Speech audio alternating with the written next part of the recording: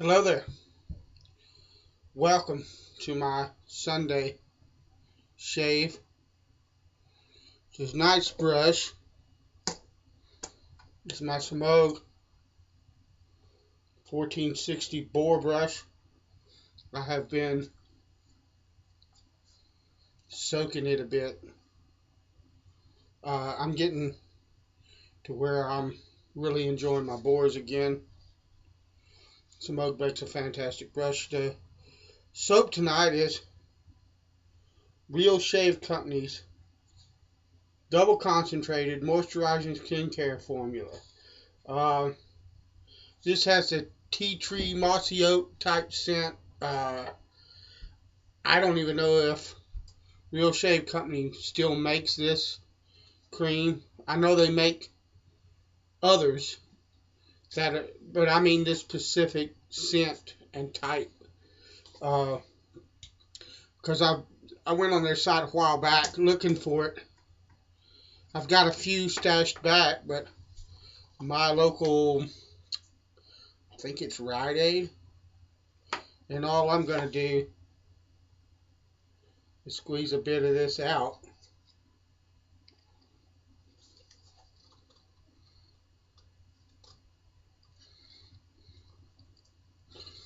Like that,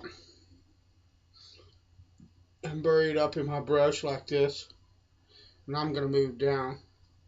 But anyway, I looked on their site a while back because I have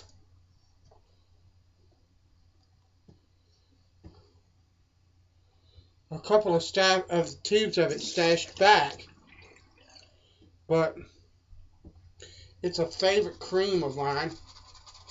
Not very expensive, by the way, but it's absolutely a fantastic cream, and it's a favorite of mine, and I usually get it at my local Rite Aid, but my local Rite Aid does not carry it anymore.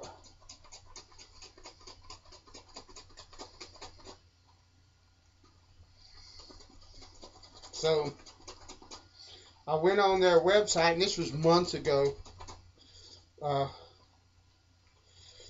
and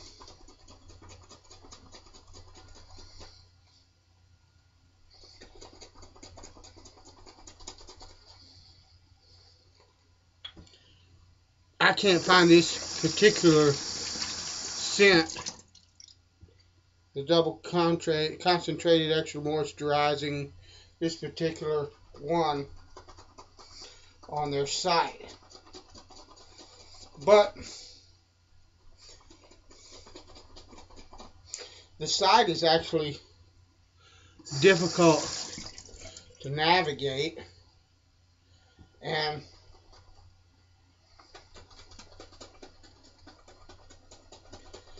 so I may have missed it somehow because they don't have it. Just broke up into shaving cream category.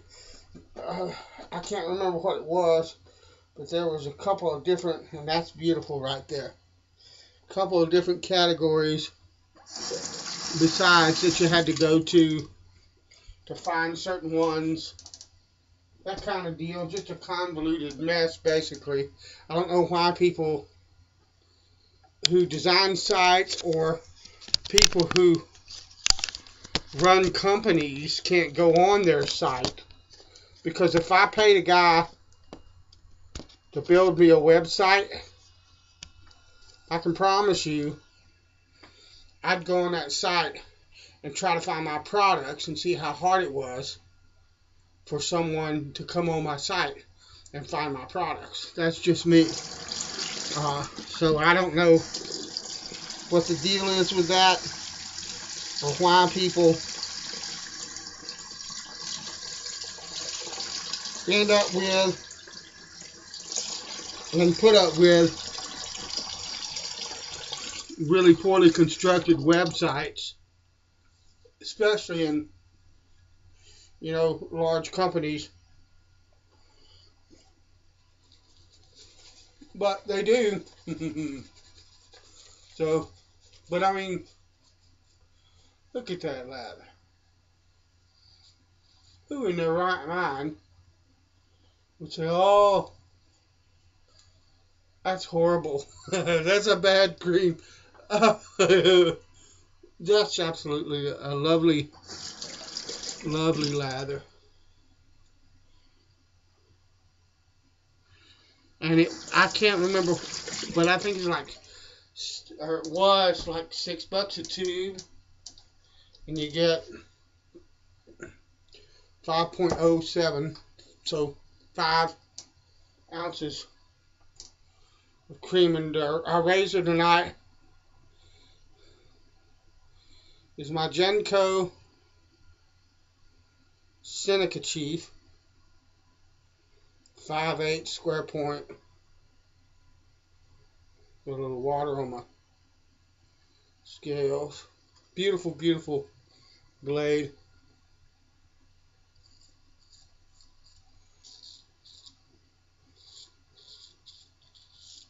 Nasty sharp, like pretty much anything that says Genco on it will get. They're absolutely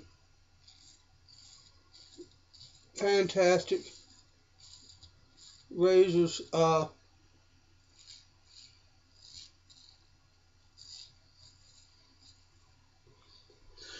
to have about 20 of them.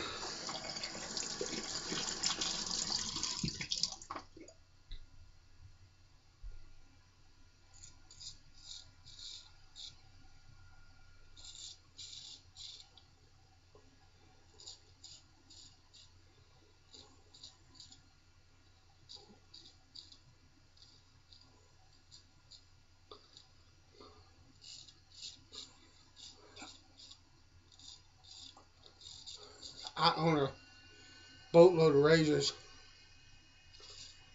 and please understand that I know that in the grand scheme of things, there are guys that own 10 times or 100 times the razors I own.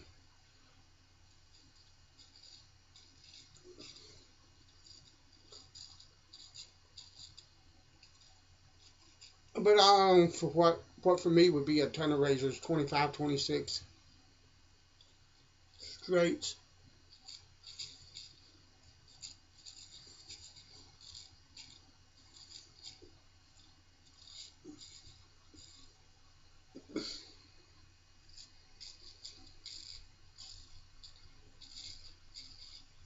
I own 2 Gencos. This one, the Seneca Chief,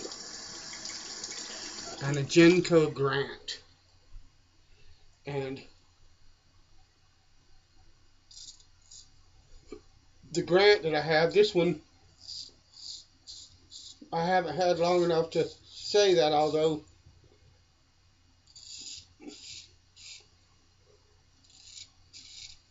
I'm pretty much confident that I would be correct if I did. But the Grant that I have, the Genco Grant, takes a very keen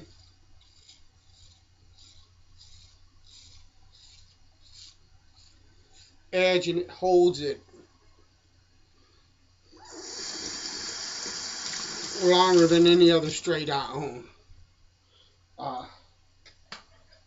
I honed that Genco 3 years ago, and it's still so sharp you could circumcise a gnat with it, as Uncle Buck would say.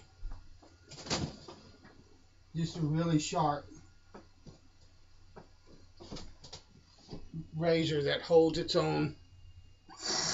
edge for a wonderfully long time.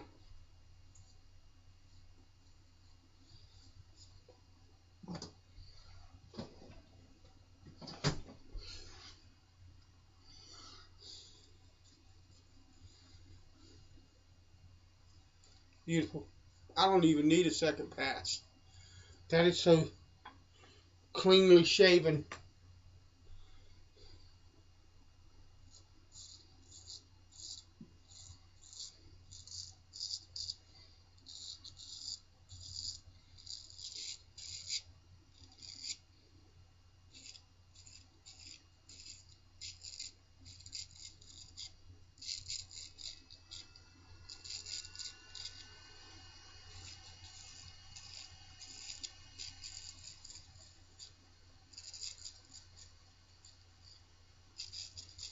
That's beautiful.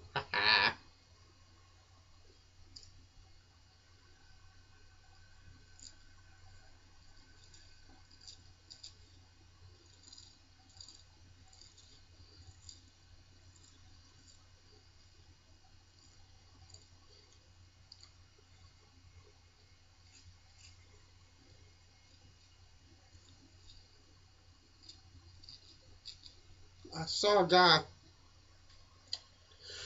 I forget, oh, Torre.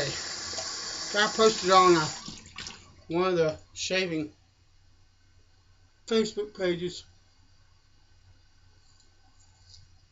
something like, I got this today.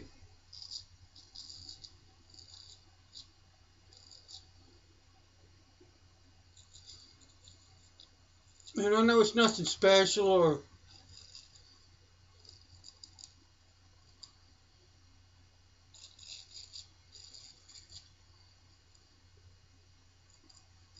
I know a lot of guys might not know what it is, or I know a lot of guys might not think it's much or whatever. I'm not saying that there's a lot of straight razors that people covet. Okay, they collect them. Wade and Butcher, Double Duck, just to name a couple, and there's more that people collect, and that's really close. And a lot of times, I'm gonna finish this off with Pinaud Clubman. A lot of times, you see all these really, some of the Japanese, Western style Japanese straights, stuff like that, that command a high price. That's lovely. And a lot of people, they see these razors and think that everything else is inferior to them, and they're just flat out wrong. Some of the old American blades and more obscure German and other countries of origin that were sold here in the United States when the straight razor was in its heyday, and the names are not really known that well or familiar or every bit the razor of any other razor that's out there. And I would encourage you to ignore the name on the blade and just try them. Vintage blades, doesn't matter who the maker is. In that time period when people were shaving with straight razors and it was necessary that the razor be a decent razor or people wouldn't buy it because that's all they had to shave with, that kind of deal. Okay, you're going to find some really fantastic razors that are obscure brands that a lot of people might not know about, or you might not even be able to find hardly any information at all on them on the internet as far as who actually made them or whatever, but they'll be every bit as good as any razor you've ever picked up. And I would encourage you to look, if you like to collect stuff like that, I'm not knocking that. More power to you if you got the money and you want to do that, but for me, I'd just like to encourage you to forget about all of that and just shave with some really nice vintage blades. You're going to find out that there's some fantastic razors out there that you can get for next to nothing that are they're fantastic. So, all right, God bless you, and I will talk to you later.